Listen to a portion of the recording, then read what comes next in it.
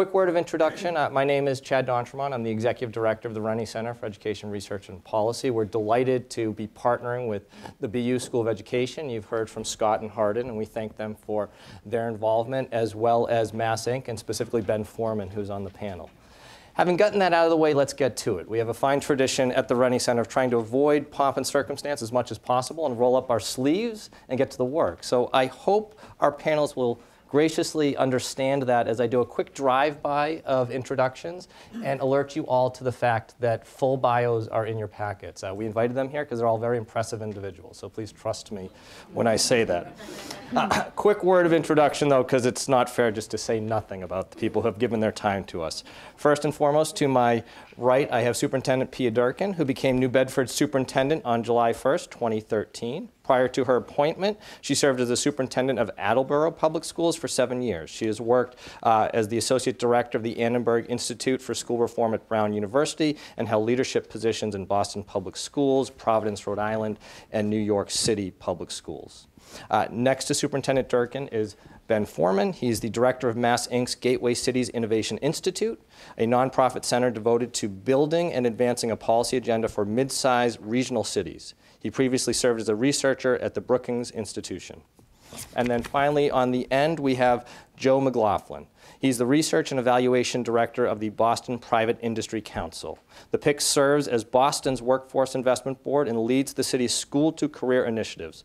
Prior to joining the PIC, Joe worked as a Senior Research Associate at the Center for Labor Market Studies at Northeastern University.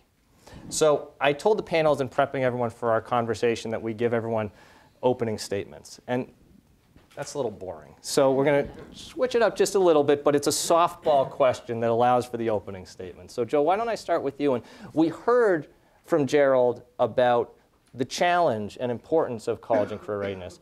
But what does that mean in the Massachusetts context? Could you share with us a little bit your background, the work you're doing, and where Massachusetts economy is right now? Sure. I think we probably saw the news over the weekend from the National Labor Market Report that we've had 12 months of private sector job gains nationally of over 200,000 jobs. In Massachusetts, we're at a new employment record for the state in terms of peak level of employment with over 3.4 million jobs through the end of 2014. So the labor market has bounced back in terms of total jobs, but what you find is that we still are, it took a long time to reach that new peak. Our previous peak was 2001. It took us 13 years to get to a total job peak above that.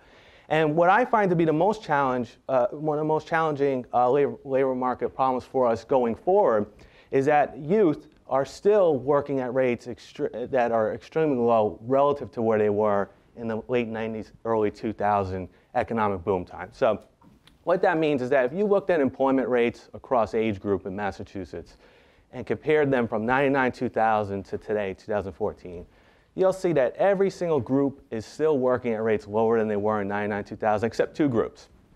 And those are those 55 to 64 and those 65 years and older. So the older workers are working more, or mature workers, I should say. But I see we don't have any in this room.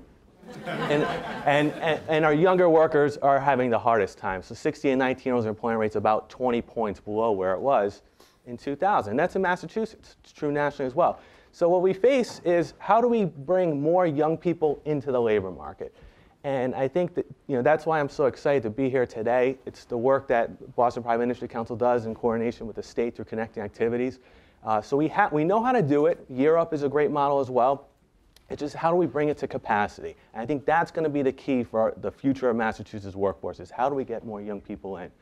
And I'm excited to talk about here today. Great. And Joe, if I stay with you for one moment, we hear a lot about the idea of a knowledge-based economy, things like high tech, but we don't ever define those terms. How important is work-based learning experiences now for youth in that context where you're not just going to leave high school with a diploma or perhaps leave high school without a diploma and just fall into the workforce? I think one thing is that in order to figure out what you want to do in life, I feel like you need to have some experiences. And most of us, when we were teens, had many different jobs. And you learn soft skills in those jobs, but then you also figure out what you like to do and what you don't like to do. And what scares me is that when you have low levels of employment, we've had this now for a decade, is that young people don't gain those experiences. So they don't form career goals at an early age. And that affects what they choose in terms of how they, the fields of study they pick when they go to college. And what we find is that in a knowledge-based economy, particularly in areas of technology like IT, what I hear back from employers is that you really got to start at a younger age. So if you want to be a computer scientist, you need to get those computer science principles at a much younger age. So what we need to do is figure out how to both bring, connect school and work earlier in the high school year, so we kind of start to form those career exploration experiences. But in addition to that, the Boston Private Industry Council does a lot of work at the community college level. And when I heard Gerald earlier talking about how many of our college students work, I agree with them. We're working with Bunker Hill students now that about half are working, and a lot of them are working in jobs that aren't related to their school at all, and sometimes could be a burden to their school because it's pulling them away.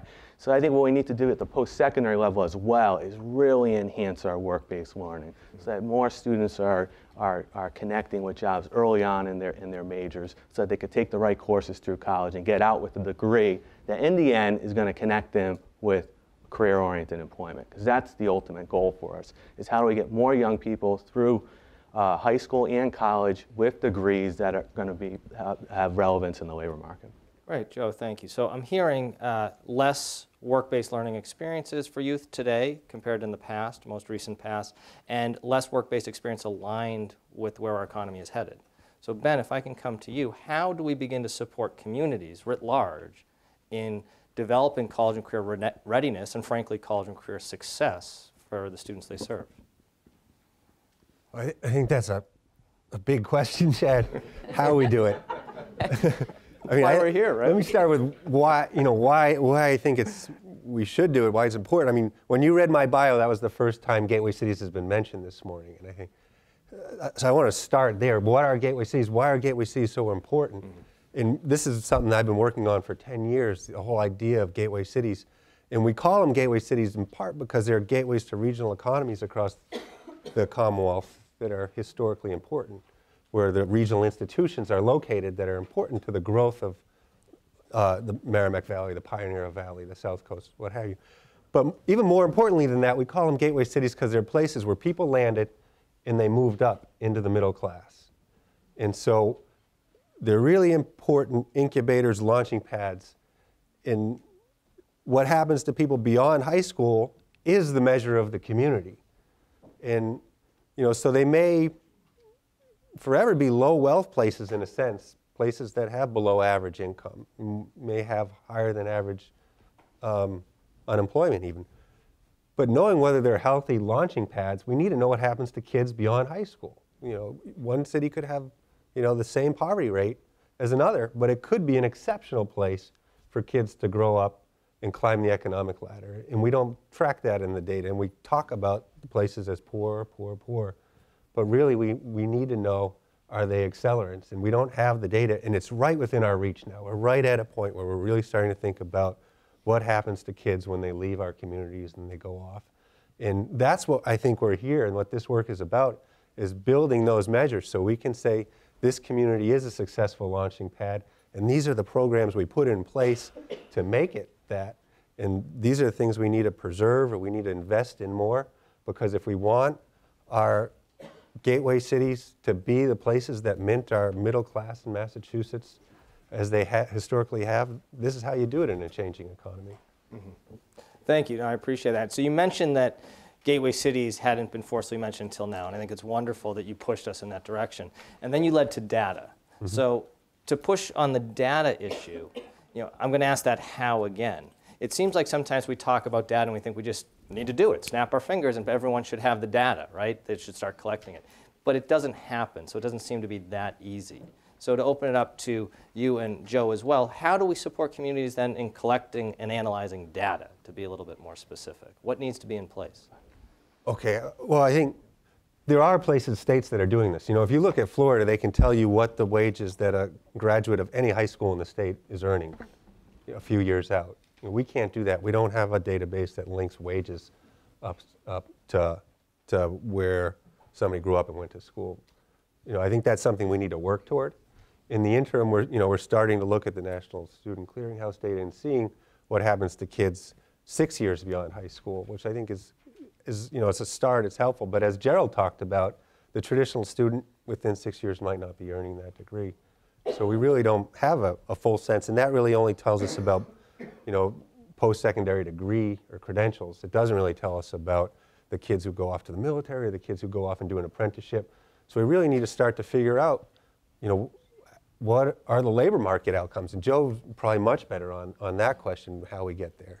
Sure, I agree. Florida, there's other states like Washington, New Jersey, where they've kind of built these longitudinal tracking databases where you can follow students from high school and look at their employment and earnings, but you can also follow after college. And I feel like that's the big area in growth here in Massachusetts, where our Department of Elementary and Secondary Education has done a great job with the tools used through the National Student Clearinghouse. So the DART, some of the other tracking studies. Locally in Boston, we've been able to track students through the National Student Clearinghouse. We track you up to 9-10 years after high school. So we get those late enrollments in college, and we track you farther. So when students take until 28, 29 years old to get a degree, we know that, so we can measure those things. But what we still don't know is employment outcomes. And I feel that that's going to be the biggest area where, other states have done it, so we know it can be done, but we need to link our college outcome data with employment outcome data, so we have a better idea on what college majors and fields of study and what colleges as a whole are doing a better job with connecting young people to the labor market. That would be a huge resource for all the major cities within Massachusetts, so that we can better inform programming going forward and help students with picking the right majors. Right, and I'm assuming that we heard from Gerald the importance about planning and collaboration when we start getting into that longitudinal data that enters not into just the initial entry of the workforce, but actually employment over time. We're talking about the private sector, and partnerships become critically important to being able to have us all speaking the same language and collecting the same information. Superintendent Durkin, if I can come to you, and thank you for your patience, listening to these men in suits to your right and to your left. Could you provide some context for us, a little background on what's happening in New Bedford, what these big themes mean to you and your district? Well, thank you for having me. And my team is here also, and we're delighted to be part of this project. New Bedford is a place of opportunity. And I really appreciate the comments about assets as opposed to deficits. That's what we do in public education, and we always look at the glass half full. New Bedford High School is a school of about 2,400 kids. It is one of the largest schools in the Southeast, and it also is, I believe, the largest school that is undergoing a turnaround model, of which we instituted last year.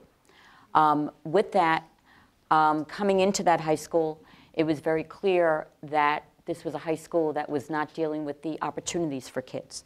And though we talk about an achievement gap, which I can appreciate, New Bedford is a school that has had an opportunity gap, in which the things that are supposed to be in place for kids before they get there and after they get there haven't been there.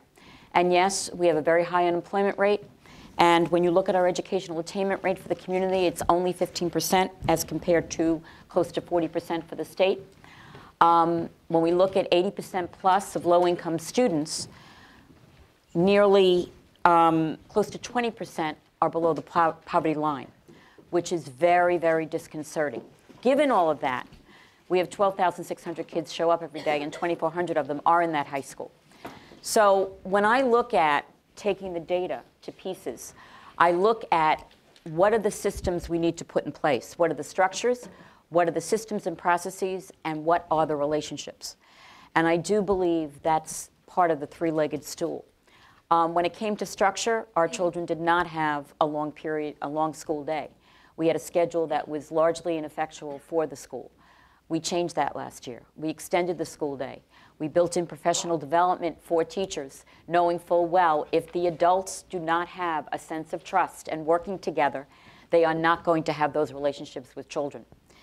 And it's on the table, and I will be very blunt, 60% of the staff that was there last year is no longer there. We took a very aggressive approach to determine not only do you have the expertise of wanting to be in a high school that has to do some very serious work, but do you have the grit and the resilience to want to be there? And it was very challenging. It was a very hard year, but out of that year came individuals who made the decision of, I want to be part of the story of New Bedford and the opportunity. There are many things that we've done, and we have a long way to go. We've placed MICCR as the system to putting things in. We have also worked on our guidance staff to see that those relationships are not just enough having a guidance counselor, and we're building teams of guidance counselors. So knowing our 9th graders are most challenging, where we had, up until last year, over 300 students leaving after 9th grade, and the attrition rate was huge. We now have been able to stem that tide with developing a summer academy, but really starting in our middle school. 60% of our dropouts are students who have failed math in middle school. We saw math as one of the gateway things that really are issues that we have to deal with. And we're trying to build that in a different way. You're absolutely correct that it begins before graduation. It really begins in elementary school. For us, we're trying to take on the 6 through 12 line, that when our students enter high school, they have the preparation skills to be able to do that, but they have the aspirations to know they can be part of that picture when they walk across that stage and get a college diploma. It's very interesting in New Bedford. I had my first graduation there last year, and it's on the football field. And I very, naively asked, do we give tickets? They said, oh no, we don't give tickets. Everybody comes. On the average, for a person going to a graduation, one of our students had about 15 people attending. So you have to have it on the football field. But why I say that, this community believes in the hope for their children.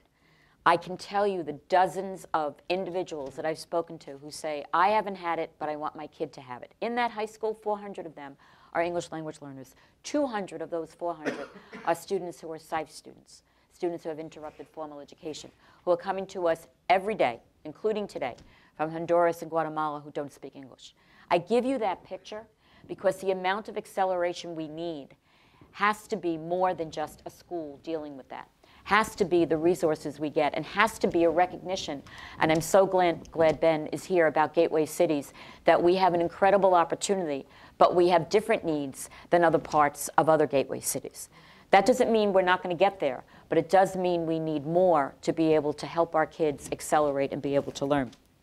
I want to underscore the importance of teaching and learning, but the relationship with that, where we have a partner with Engaging Schools, which used to be the Educators for Social Responsibility, and looking at levels of persistence, not only in the kids, but in the teachers.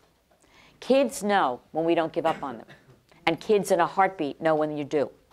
So those levels, when we look at who we're recruiting and who we want to be able to be in that school and who we want to have remain there, we have to look at how, not only what they're teaching and content, but those levels of persistence, engagement, and grit that they have in being able to reach their students. I do believe a turnaround school is not a place for everyone. And I also believe being a superintendent of a turnaround district is not one for everyone. But I chose to be in New Bedford because of the opportunity that's there. And I'd be remiss if I didn't give a shout out to my team here, who represent a cross-section of people who have not only been in the school for a number of years, but also are new to the school.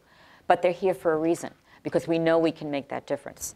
I don't want to leave off the fact that when you look at data, one of the pieces that we're working on is 3 points, BAG, behavior, attendance, grades. If we can get those under control and really monitor those on a weekly basis, starting with when that student is not only in 9th grade, but 7th and 8th grade, we are going to have a real shot of not only increasing our graduation rate, but doubling more than the number of kids who are not dropping out. We were able to hit the 50% mark with about 10 other school districts in Massachusetts. We had 106 fewer dropouts. And though that may not be admirable when you look at a 4.2 dropout rate, you have to really look at that as how far we've come. But every student counts. So the data on individual students, and we look at mass data, and we look at school data, has to really happen, has to be monitored, but managed well. Teachers have a tough job, but how do we manage that data that they become part of the story when they look at that? Superintendent Durkin, can I pick up on the point that you raised with the BAG?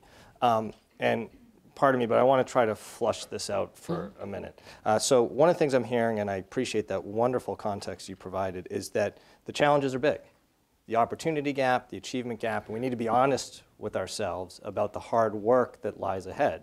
That being said, you're also providing real concrete examples of the willingness, the commitment, the passion among students and families and people working in your district to overcome those challenges. So with that basis, how does data, to stick with that issue, play a role in overcoming those challenges?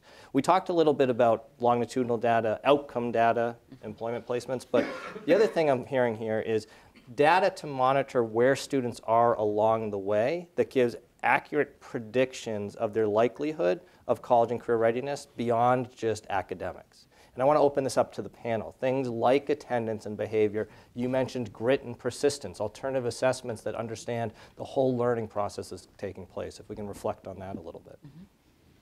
I will tell you, it's not only getting the data, but managing. What is really helpful with Edwin is my teachers can click on and see a lot of information.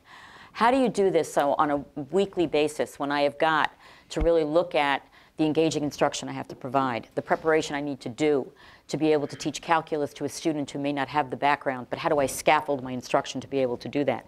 So it's a matter of time, but it's also making it the level of focus.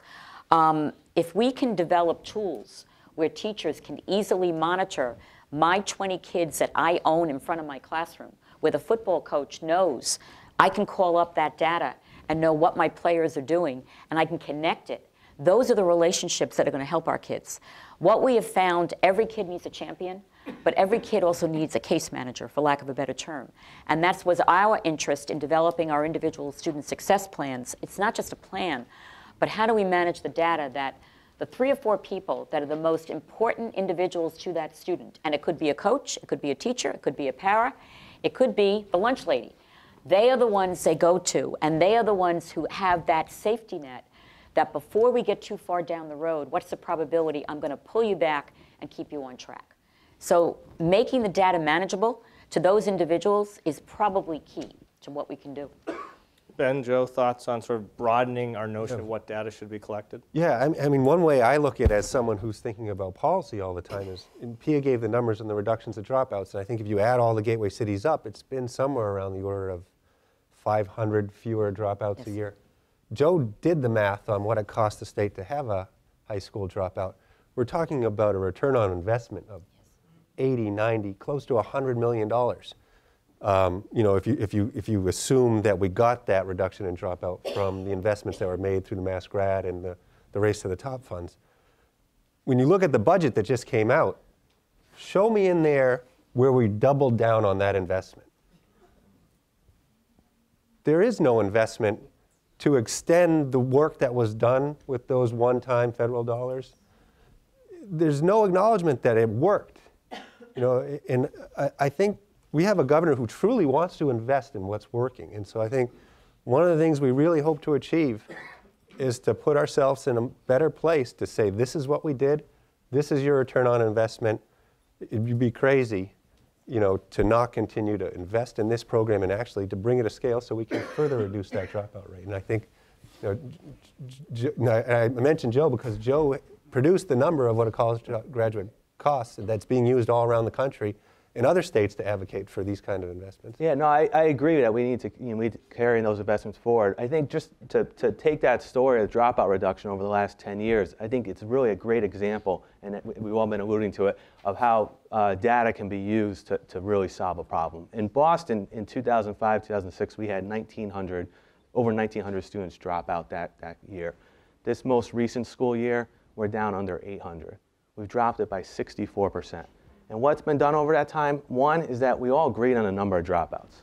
And I've been in this work since around that time. And in 2005, 2006, nobody knew how many dropouts there were. The state would say there was this number. The city would say this number. We didn't know because, you know, some students were transferring to private schools. But everybody kind of, you know, we kind of denied what the real state of it was.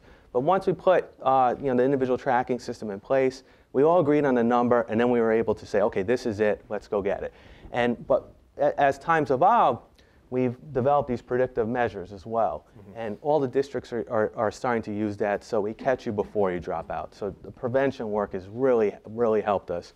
But also putting that in the hands of headmasters and teachers. So now we know when a student's been out a couple weeks in Boston, a lot of the headmasters are working right away to bring that student back in before they become official dropouts. So that to me is an example of what great things could be done when we put good systems in place. There's still much more work to do. We'd like to get this dropout rate to 0. We've gone kind of halfway there in Boston, and I think it really could be done because of what we put in place in terms of alternative education as well. On assessments, one of the things that I think that is relevant to all of us too is out-of-school learning time, and to me that is so important now for both education and career development. And what we've seen in our summer school programs and those run by nonprofits and after-school programs is that the ability to boost social emotional skills, life skills, and really learning and school engagement during those summer months, and then show, and we're trying to do this more, is then show how this impacts the regular school day once you go back in the fall. I think to the extent that we could kind of prove this stuff out is going to help us bring more investment into the system. So that to me is one of the big things about putting more energy into data and research is that this world that we're in now today, those that deal with foundations, and I think our new governor certainly adopted this philosophy as well, is that you got to prove things work. So as educators and practitioners, that's what we need to do is measure and prove things work and make the best use of assessments that we can. And I think Joe made a really important point there that we haven't talked about yet, and Gerald mentioned it as well. I mean, what the employers want are the soft skills, and then those non-cognitive skills are equally or more important to the long-term success of those students. And we're not yet really measuring social emotional growth, and if you don't measure it, how do you value it? How do you improve that practice? How do you invest in that practice? So I think, again, one of the things we really hope we can achieve with this project is to start looking at measures of social emotional growth and development and testing them and building some. If I may, I think, the preventative work is so critical, and it's usually the first thing to go. And we are demonstrating with resilience that we are showing programs work. But the long-term benefits, it's said over and over again, it's not a sprint, it's a marathon. And people are very hesitant to want to invest in something that's going to take several years. My mantra in New Bedford is we're in the midst of a very rigorous turnaround. It's not going to happen this year. It's not going to happen next year. But in 3 to 5, we should be having indicators that we are on the right track. The other point I want to mention about the soft skills, I think it's really critical. I believe it's in the Year Up book where it says skills hire, but behavior fires. And when you think about it, and in our own experience where employees may not have worked out, it wasn't that they didn't have a good resume or their skill set didn't appear. It was the behavior levels or how they got along with people, how they dealt with conflict, how they were able to manage those kinds of navigating a system when something is not consensus, and how do I really ask for help? Those are the things that our kids need a sense of efficacy to be able to do. And in many times, they haven't had role models to be able to do that. Not for lack of trying, but for our kids who have families who are fishermen and are not there, and they're primarily the breadwinner, they don't have the sense of how do I manage in an office or get out of that low-income piece. The Pell Institute did an amazing study, I believe it was in the Times shortly ago, that since 1970, high-income students have gotten BAs from a range from 40 to 77%. You probably know this, Joe. And low-income, getting a BA since 1970 has only gone from 6 to 9%. So the issue of what Year Up is saying and giving kids that opportunity, it is not for lack of aspiration, but giving them the structure and the relationships to make it work is huge for us to make that difference long term. So thank you very much. And a couple points I want to pull out that I'm hearing from everyone. Gerald made reference to this, and I think our panel just alluded to it as well, of what do we expect people to know and achieve? How do we support them, and how do we measure those outcomes in areas beyond academic learning? He referenced standards and assessment in work-based learning, but we're also hearing about the need for social and emotional learning, and a whole range of other things that we might call soft skills or non-academic factors.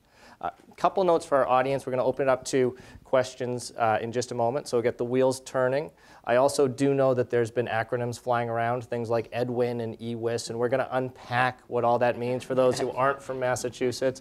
Throughout the day at our individual sessions, there's people that will be around from ESE, which is our Department of Elementary and Secondary Education, and other places to help folks out with that. But get the wheels turning, think about questions. I have, at least for the moment, one final question, and it's a bit of a tough one because I want us to be honest here. This is a training program. It's training for district teams, it's training for researchers, how do we work together?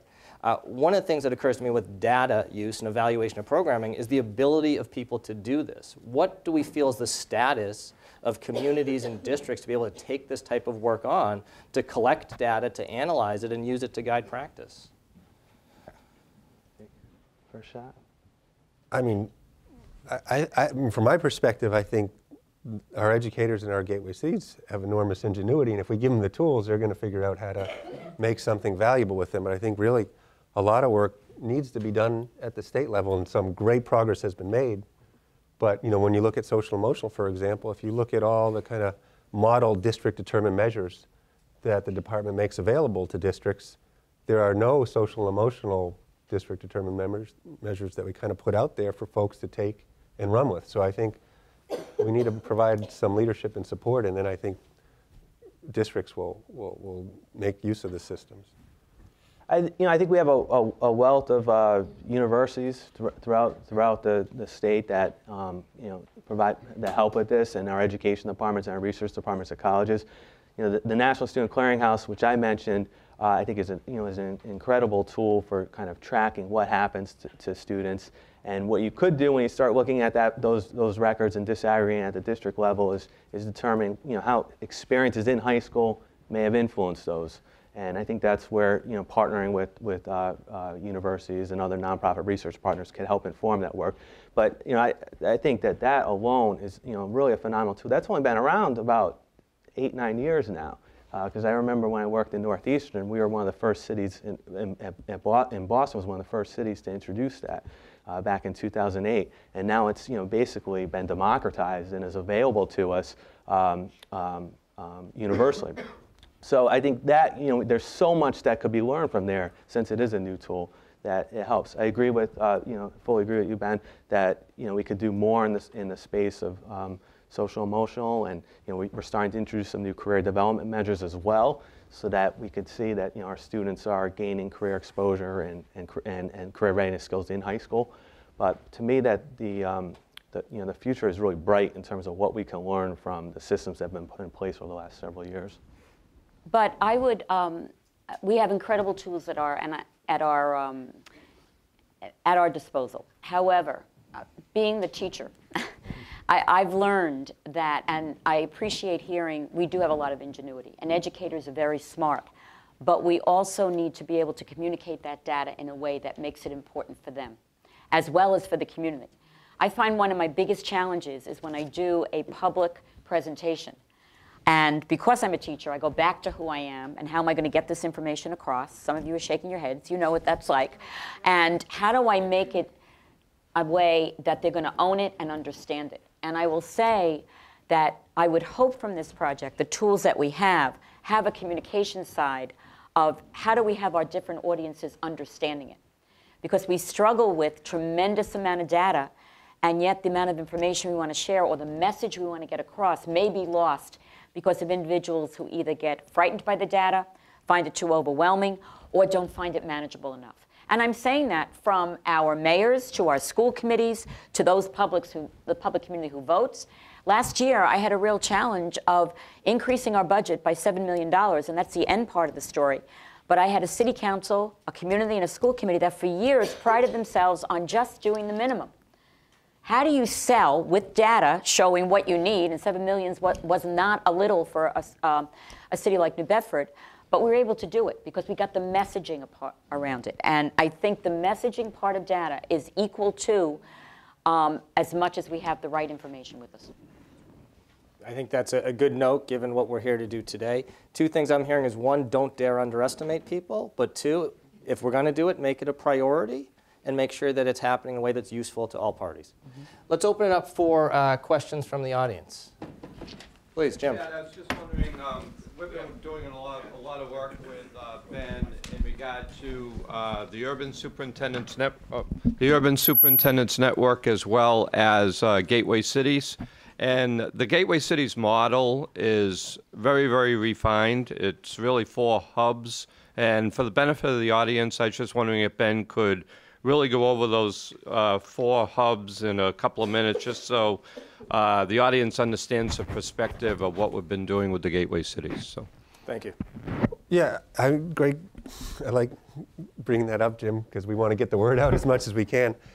You know, we met with Gateway City educators for over a year, to come up with the policy agenda that we could all share and try to advance together. And that blueprint had 4 pieces to it. One was the college and career pathways, and they overlap a lot. Another was social emotional growth and development. Another was serving newcomers, and I guess the first was early education. And then there was an overarching kind of goal too of increasing learning time. And so we've been trying to pursue that policy agenda. And I think one of the things we've come up against is how do we combine data and make the case? I think we've tried to say that we've done foundational work in all these areas in our gateway cities. We've been innovative in trying to find solutions in all of these areas, but we haven't been able to bring them to scale. So how do we show that with data and really make a strong case? And a good example that's before us right now is the Gateway City Summer English Language Learners program, which the Patrick administration was an advocate for. I think all the gateway cities used. We actually had rigorous research that was done first by a PhD student, and now there's a study that's just getting finished up that the state put considerable money into. I think it all showed promising results, but the funds have been zeroed out essentially. So, we've got this agenda, we've got this blueprint, we've got a story that I think is pretty good to tell, and really the challenge is how do we work together to advocate effectively for those resources that are critical to getting the results that we want. I think one comment I can make, given that this issue of budgeting has come up a couple times, and we've got representatives from 15 districts here, is how do we take the work we're talking about, and we're college and career readiness principally today, but we're mentioning other policies, and see it integral to schooling as opposed to add-ons to what the core budget is. For us, the language here is Chapter 70, that is easily zeroed out because it's seen as discretionary dollars. I mean, I don't think that's a challenge we're necessarily going to solve today, but it's something to keep front and center, integrating this work into core programming. Other questions, and mics are coming around. I'm getting evil eyes from people if I move too quickly, so please be patient. All the way in the back. Hi, this is a question primarily for Joe, but anyone can answer it. It's regarding data. Thank you for mentioning out-of-school time, and I'm from Salem District, where we have lots of really strong school partners, and I'm one of them. And I'm just curious, one of the problems is the ability to share data between the district and the CBOs, community-based organizations. You run into issues with FERPA and other things, I understand, but there are models. Primarily, we looked at models at Grand Rapids and Seattle where they have effectively been able to share data and figure out a way to create a data portal so that data can be shared between the district. Now, this is not aggregated data. This is individual student data so that we can serve our students better. But it would also give the state the opportunity to do those longitudinal studies and really do research on how effective out-of-school time programs are as they track students through the system. And I'm curious whether you're seeing any movement in this direction in the state of Massachusetts. Well, I could speak to it locally. In Boston, we've kind of gone through a data agreement, and it's kind of years in the making between the legal counsel of the city and school department, and then us as a nonprofit. But we really got to a point where we're viewed as a subcontractor to the school, and I think that's what kind of convinced the system, the local school district, to do it, is that we're an extension of their services. But in order to provide students with the best services, we need information, individual student level data, and so my experience here is in Boston, and I know in Chicago as well. They have a pretty expansive out-of-school time network and a lot of nonprofit partners in the school system, and I think the school districts adopted a very similar strategy as well. So that kind of gets you out of the FERPA loop, because when you're viewed as a subcontractor, you can have access to the data. But it's a challenge. We still would like to get better access to community college student data, and I think we're getting to that now after having a relationship with the colleges going back now 5 or 6 years. So we kind of proved the value of what we could do as an intermediary. But I hope that we've kind of, now that we've learned from FERPA and learned some of the exemptions, that more school districts will be able to kind of share data so that they could help nonprofits serve their students better. I agree, it's a clear challenge that we face. I mean, I think that's a great question. And a few years ago, there was an effort under the Patrick administration to develop these readiness passports that would integrate, I think it was mostly interagency data, but it would have at least started the model of sharing data from the school district to other providers. And it quickly stalled out, and I think it encountered some resistance in the legislature around privacy. And I think it's definitely a sensitive time, having a lot of data around, and people are concerned about where that takes us. But on the other hand, a good example close to home is Providence. The Providence Plan has all that data in its coordinating work across Rhode Island, I think, not just the city. Again, we're an administration that I think really values data, and there may be a chance now, especially after some of the really high-profile failures at DCF, that really could be connected to an absence of communication between the schools and child welfare.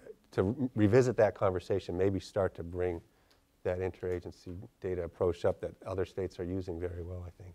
Mm-hmm. Yeah, my understanding is Providence Plan holds data over 10 or so agencies. That number may not be accurate, but a number of state agencies, and then can run analyses for people who are interested using individual student level data. So examples from other states. Other questions? I was just going to piggyback on that. I'm from Barnstable. Hi. This is a question for Dr. Durkin, and it relates to the question about data accessibility. Within our district, I asked our data person, who was newly hired probably 2 years ago, we don't all have access to Edwin Analytics. The teachers don't. They aren't given it. And I asked her, and she said, well, that would require creating a login for every teacher. And it sounds like in your district you might be doing that, or are people printing out reports and sharing those with teachers? Are very much trying to do that. I will tell you, we have a real challenge in New Bedford because we've had an archaic data system. We are just now putting in Aspen 2. I know that's not the perfect answer, but we are moving light years ahead. Am I right, guys? I mean, because, so our goal would be to be able to have teachers look at what that data is. It's sort of like the high school schedule. We can't do this because of the schedule.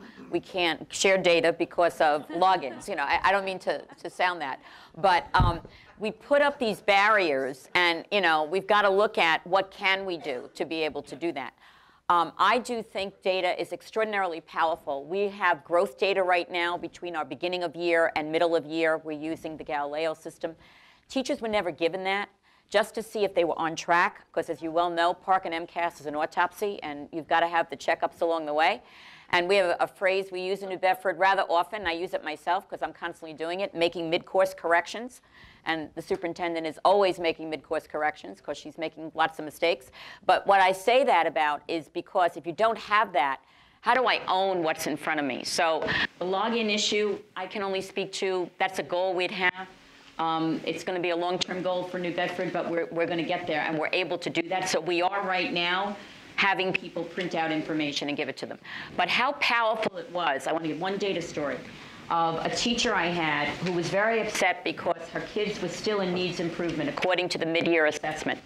And when we looked at that data, the growth rate, her 15 bottom kids, she doubled their growth rate. 15 kids with special ed ELL. I said, forget needs improvement. Look what you've done. Look where they started, and look where they are now. She left on a high.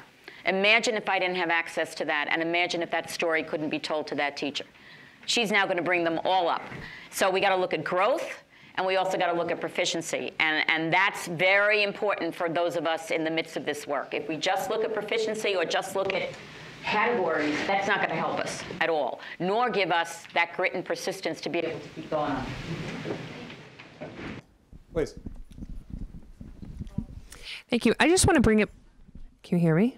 All right, in front of me, it doesn't feel like I can hear myself. Okay, so I just want to bring it back to Dr. Durkin. If you can speak on strategies on bringing parents and caregivers up to speed in regards to data collection. Because as we experienced here in Massachusetts, I think this is great. We can talk about administration, we can talk about plan and roadmap, but guess what? In school districts, it's our parents, it's our caretakers that are going to make or break something happen. And we saw this happen with one parent individual who really, really stopped a data collection for many urban districts. Now, if we can spin that with strategies that you say may be successful with bringing this language to parents and caregivers of taking that same passion and that same power in that district and making data collection be something that's normalized and understood. So, and it's not about a budget. It's about time, energy, and strategy. So can you give us some enlightenment on that?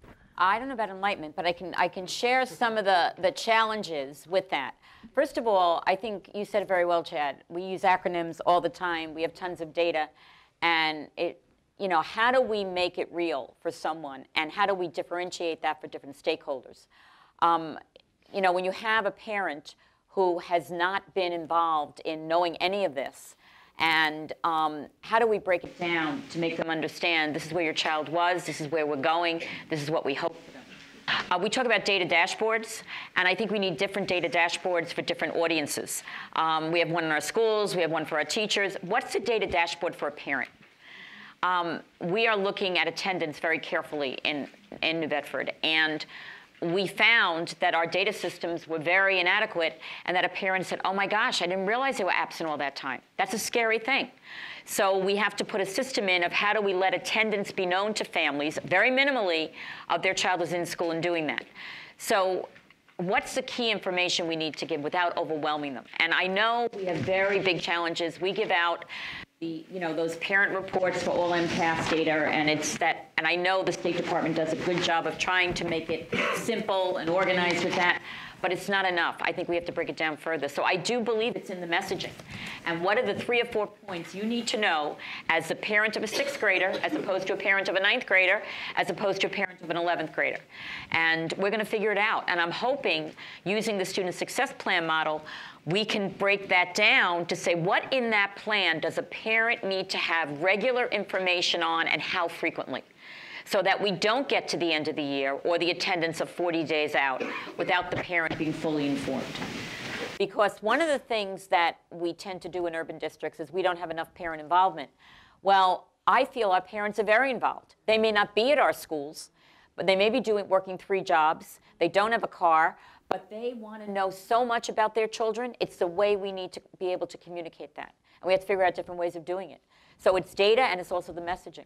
I don't know if that answered your question, but it's very hard. So I'm hoping to have some tools that will be different for each audience and be able to use them in the communication of that.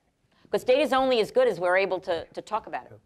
I mean, I think it's also important to look at it from a third perspective. I mean, you want the data to improve instruction and the learning experiences. I want it for policy advocacy.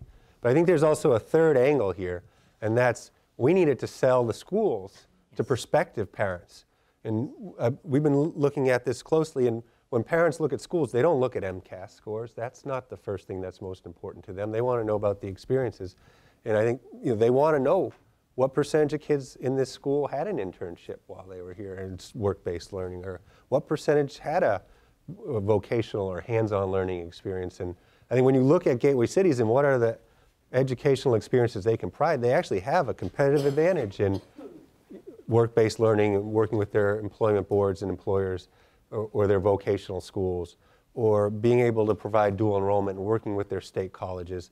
I mean, you could provide, you have a leg up in providing these career and college readiness things that parents care about today more than anything else, because I think they're seeing how difficult the labor market is, even middle-class parents. And if you can show you do this work and promote it, I think that's really important from a marketing perspective. And Gerald made the point in his remarks about the Voc Techs, and I think that's true. I mean, many of those schools now have wait lists and are seen as really places that families and students are aspiring to go to. And I'm from Massachusetts, like Gerald, and that was not the case when I was in school either. I know there's a question in the back. Please. Hi, I'm from Barnstable as well. several of you talked about the importance of preventative work and social emotional learning and things like that. And I'd like to just ask a question about that in relation to data. I'm the director of counseling at the high school, and I have bombarded my principal and superintendent with data over the past couple of years over the need for more counseling support, more social worker support, and more social emotional learning in our schools. And I just met with my superintendent a couple weeks ago, who's a very big supporter of school counselors. And she said, "You certainly have the data," and I don't, we have growing mental health needs, and if we can't address the needs of those needs of our students in school, then it's going to be a real challenge for them to access the curriculum.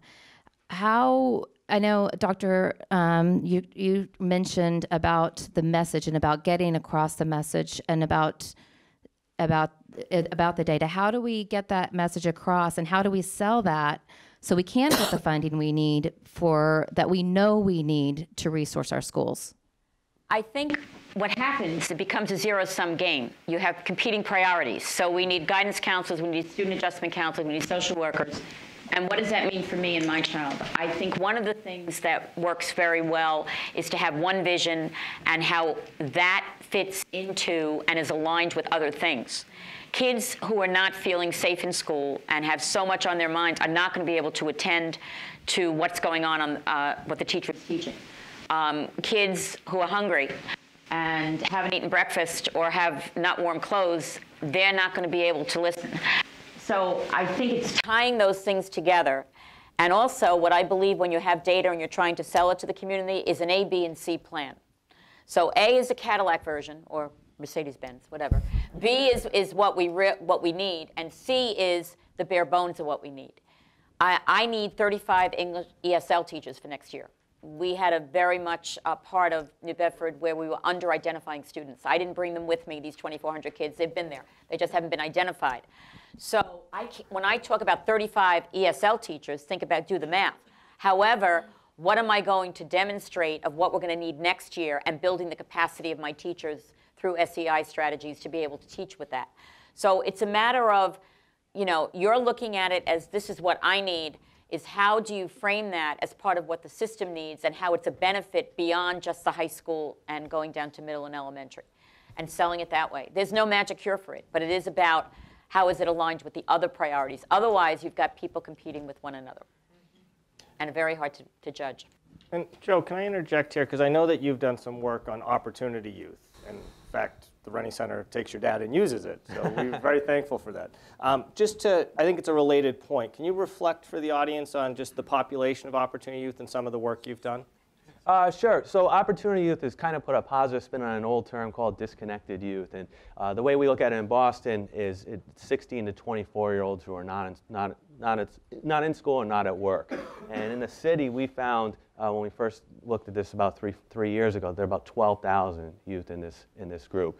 And about 8,000 had graduated high school. So they had earned a high school diploma, but they were out a couple of years and had either started college and dropped out or never attempted college. And they're sort of represent great opportunity for our employers, because if we can get them back connected, there's a labor force there with talents. And what we've been trying to do is bring them back in. And a lot of the things that we're doing is to provide connections. So we've developed a connection center in the city to then refer them out to services. So whether it be career guidance and help getting a job or education. We have a lot of bridge programming that we're bringing in, but then also just using a vast array of nonprofits that can provide counseling, education, career development services. So we see it as a huge challenge, as Gerald mentioned. It's scary to go out there now with just a high school diploma. And one of the great benefits of our dropout reduction work is we've really lowered the number of dropouts in the city, but we've created a lot of high school grads that spent the last year of high school getting out the door, but not planning for the future. So what we've been focusing on is how do we bring them back in and reconnect them with the economy. And Europe's been is very involved in this work nationally as well. But on that last question too, I just wanted to add one thing. You know, I know it's hard with these budgets, especially now the state budget, which we're looking at for our how it's impacting our organization as well. But one of the things that I think could be creative when you, Superintendent, when you kind of said Plan A, B, and C, is how do we use nonprofits to kind of provide supports as well? It's a lower cost model typically, and how do we make use of summer and out of school time to provide those services? One of the things that we've shown with, we have a summer program that really targets students that are close to dropping out. And we provide them a job, and then we provide them workshops in the afternoon, and then we provide them this peer counseling service. So every day they come in, or 2 times a week, I'm sorry, they come in and they go through exercises of what's bothering them, what's troubling them. It's kind of, a lot of these youth are closely connected to gangs and at risk. One year we had to cut that piece of the program, and we found 25% of the cohort dropped out versus we had 100% retention the year before. So what do we learn from that? That's one of the key ingredients of our program, is that peer counseling twice a week. So I think it's so, and it's all delivered by nonprofits. So I think, I'm not as familiar with the work in the gateway cities. I know you don't have as many nonprofits as the city of Boston has, but I think that's a key area where I've read in the vision plan that Mass Inc. put together for you a few years back, is how do we expand that work so that we kind of provide students experiences year round. And I would note, and Joe, I appreciate you acknowledging sort of Boston's a bit unique with the number of nonprofits and the city's size, but worth noting for the audience, the Rennie Center did a study of High School Equivalency Plus, the new name now for GED. High School Equivalency Plus programs targeted opportunity youth that came out last fall. And while great work was happening in Roxbury's, the community of Roxbury, we also found in Greenfield, Massachusetts, they had built up extensive community networking. So I think a lot of what Joe's talking about is important to point out. Doesn't have to be unique to Boston just based on its sheer number of nonprofits. Other questions from the audience? All right, we'll keep the wheels turning. I'm going to dive in with one of my own. One thought I had, and Ben, I want to bring this question first to you, but open up to our panel, is this idea of networking. I mean, part of networking across districts, to be more, to flush out my thinking. One of the things that we are talking about in this conversation is mostly work that's happening in a defined community, or possibly a relationship between a community or state. But it also occurs to me that there's tremendous power in gateway city communities working with each other. And of course, we talked about the engagement you're doing in the planning process, but can we reflect a little more fully on what the power of a network itself might have and the ability to share data, resources, knowledge across communities? Have you seen strong examples of that work taking place? Yeah, I mean, historically, most of our work in gateway cities has been with gateway city economic development directors, and they have a much simpler craft, I think, than what you're all faced with. I mean, economic development work is pretty nuts and bolts, but they've been, a network that have come together and shared ideas and practice. I think it's been helpful to them. In this sense, though, I think this project is really important in terms of building a network of people who are working on data and evaluation across gateway cities and helping them share ideas and practice and really coordinate around an advocacy agenda. I think the social and emotional work is a really good one. We just surveyed all the gateway cities on social emotional support systems, and all of the gateway cities told us there was enormous unmet need and huge gaps, but that's still kind of qualitative data that we don't have a way to get hard numbers. Even things like mental health hospitalizations. That's things we hear about anecdotally, but we can't count it. If we have a strong network of people who work on data systems, that's the kind of thing we could say, okay, let's all collect it this way and start reporting it. So, pretty quickly we can start saying to our legislators, these are the numbers from our community this year. This is the growth over the previous year, and this is the investment we need to make in order to address this problem. That's kind of the way we hope this project will continue to add to the network of folks in gateway cities we have working on arts and culture, or transportation, or economic development. And it's been effective in those areas. I think it could be particularly effective in education if we can get the data people coordinated, because really that's where you begin to make your case and make progress. So, and to make the obvious point for everyone, I know a number of the teams have representatives from community colleges on them, of course employers, we've been talking about nonprofits or CBOs. I would wager that most of these groups are not thinking about a one-to-one relationship with a district that excludes everyone else in the area, but rather building up a regional effect for the students they work with.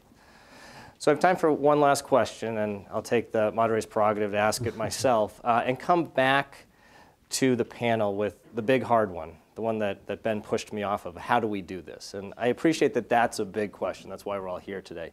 But let me change a little bit with the work we have ahead of us right now, thinking about how to use data and analysis to improve practice and programming. Let me change the question of how do we get started? As a final point of reflection, what would our panelists recommend as where we might want to begin this process to move us forward over the next couple of days? It's still a big question. You know, I think that I kind of go back to where I said that I still think the National Student Clearinghouse is a great resource. So I think in terms of the teams kind of looking at what that data is telling them, and then using that to kind of guide them in terms of in your individual work groups. You know, how can we, you know, what do we learn from the outcomes from the clearinghouse? But then what can we also do to make, you know, improve outcomes going forward? I think that that's a huge opportunity to learn over the next couple of days. Thank you. You know, having had a chance to think about that some more now, Chad, I think this is exactly how we do it. You know, the whole idea of the Gateway Cities education agenda, we called it the Gateway Cities vision for dynamic community-wide learning systems. Dynamic in the sense that they could change and adapt to a changing economy, and community-wide in the sense that all the organizations in the community are pushing ahead toward the same goal. And last week I was in a Gateway City that had a community-wide effort around early learning. They had had that effort for 7 or 8 years, and they had never built the data infrastructure to support the effort. So now they're coming around to saying, wait a minute, we never figured out how we measure what we're doing to see if we're having an impact. And so they're trying to build that backbone now. If you want to be community-wide and deliberate in your efforts to increase college and career readiness, it helps to start with the data infrastructure. So as you proceed, you know whether you're investing your resources effectively. So I think if you want to really transform the college and career experience for our students in our Gateway Cities, really at the outset thinking boldly about what are the data infrastructure we build to support that infrastructure is critical to the success in meeting that goal. Taking that of so much data, I would say let's do some goals that are measurable, that are doable, and context matters. And then we can say we've done it well. But I worry that you get to be a mile wide and an inch deep. So the goals that we set have to be ambitious. We have too many kids' lives at stake. But at the same time, let's make sure that we know exactly what the data points are that we're looking at, and that we have some progress indicators along the way if we're reaching those goals, and then readjusting them if not. I know it sounds very simple, but given what are on the plates of schools, this has to be an important focus, but can only be important if it's managed well and it's communicated well. Great, great. Well, thank you to all three of you. Please join me in thanking our panelists.